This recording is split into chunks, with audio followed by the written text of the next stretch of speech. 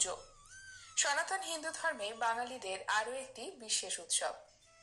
কার্তিক মাসের সংক্রান্তি থেকে শুরু করে অঘ্রাণ মাসের প্রত্যেক রবিবারে এই পুজো করা হয় এবং অঘ্রাণের সংক্রান্তির দিনে পুকুর, নদী, গঙ্গা অথবা যে কোনো জলাশয়ে ইতু বিসর্জন দেওয়া হয়।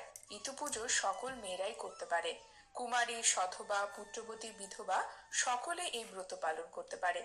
এই ব্রতের জন্য ফুল, দূর্বা, বেলপাতা, তিল, হরিতকি, সিঁদুর, ধূপ, দীপ, নৈবেদ্য, ফল, শেয়াকুল ইত্যাদি প্রয়োজন হয়।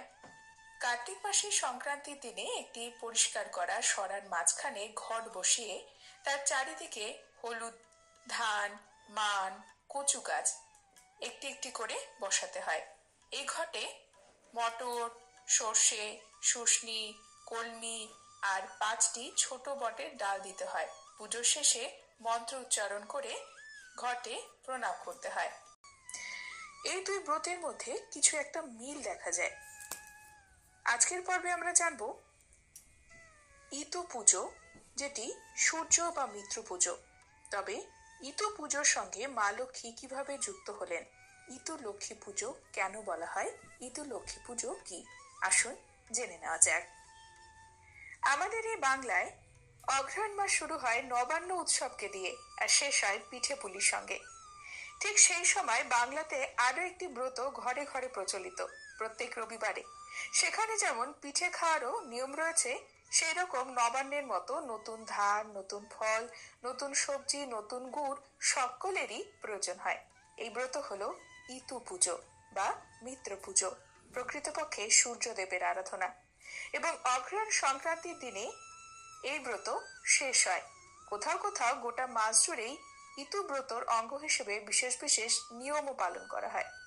ইতু এই শব্দটি মিতু বা মিত্র থেকে এসেছে, যা আসলে সূর্যদেবের আরেক নাম। ইতু বলতে সূর্যদেবকেই বোঝায়। পুজো করা হয় প্রত্যেক রবিবারে। ব্রতীকে বিশেষ কিছু নিয়ম মেনে চলতে হয় সারাদিন। তবে ইতু ব্রতে মূর্তি পুজোর চল নেই।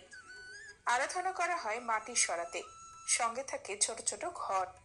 এগুলি সূর্যদেবের বাহন ঘোড়ার সঙ্গে যুক্ত, প্রতীকী বলা যেতে পারে। আমাদের এই বাংলায় যে সকল ব্রত প্রচলিত, প্রায় সকল ব্রতই কিন্তু দেবী কেন্দ্রিক। একমাত্র ইতু ব্রত এটি দেবতার সঙ্গে যুক্ত, অর্থাৎ এই পুজোর সঙ্গে সূর্যদেব যুক্ত। এই ইতুর সঙ্গে মিশে রয়েছেন দেবী লক্ষ্মীও। ব্রত কথায় আমরা সরাসরি উল্লেখ পাই না, কিন্তু ইতু পুজোর সময়টা দেখলে আমরা আন্দাজ করতে পারি দেবী লক্ষ্মীর সঙ্গে যোগ কোথায় রয়েছে।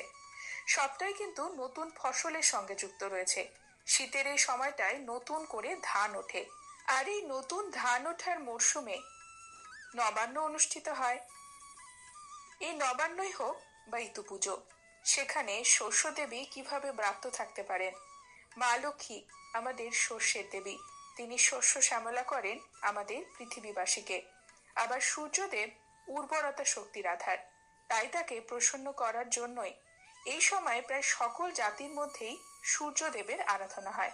বাঙালিরা করে ইতুব্রত।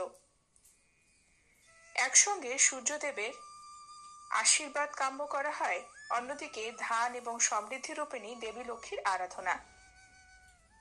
ইতু ব্রতের মূল উদ্দেশ্যই হলো আমাদের সংসারে সার্বিক মঙ্গল সাধন করা, বলতে গেলে ঘরের লক্ষ্মী স্থাপন করা। আর এই লক্ষ্মীর সঙ্গেই মিশে আছেন সূর্যদেব, কারণ সূর্যদেবই তো সকল শক্তির আধার। এই কারণে এই ব্রতের সঙ্গে